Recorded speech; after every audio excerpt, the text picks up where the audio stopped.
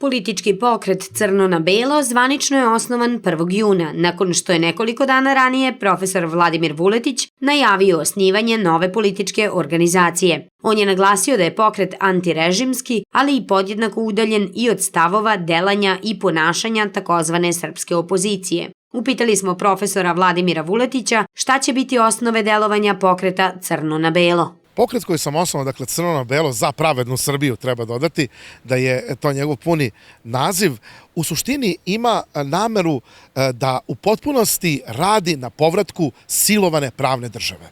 Mi nemamo pravnu državu, mi nemamo vladavinu prava, nemamo danas slobodu ni jedne jedine institucije, dakle nemamo slobodu govora, nemamo slobodu mišljenja, nemamo slobodu fudbala u krajnjoj liniji, slobodu takmičenja.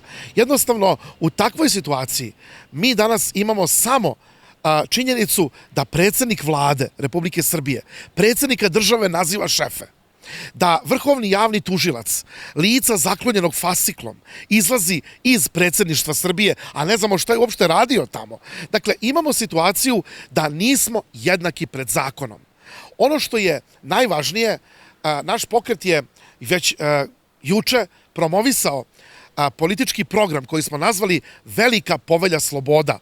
Dakle, pokušali smo da predstavimo javnosti i narednih dana ćemo o tome dosta govoriti, da je građanin taj koji mora biti u centru i u fokusu. Građanin je poslodavac i predsjedniku, i premijeru, i poslaniku, i sudiji, a mi smo danas doživjeli situaciju da je građanin, nažalost, predstavljen kao sluga. Mi ne smemo biti sluge, moramo biti ono što građani jedne nezavisne, jedne parlamentarne demokratije treba da budu.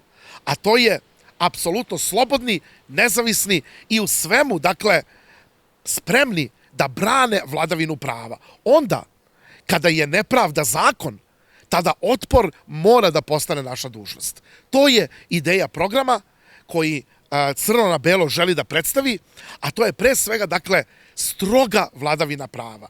Neka vrsta ustavnog patriotizma. Sebe nazivam novim ustavobraniteljem. U pravom smislu te reči. Ustav nam je ugrožen.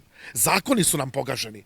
U takvoj situaciji rekao bih jednostavno ono što će baštiniti ovaj program, ako govorimo o vrednosnom smislu, jeste ono što je baštinio studentski protest 96. godine. Dakle, ne levo, ne desno, već pravo. Ne bezakonje, već pravo.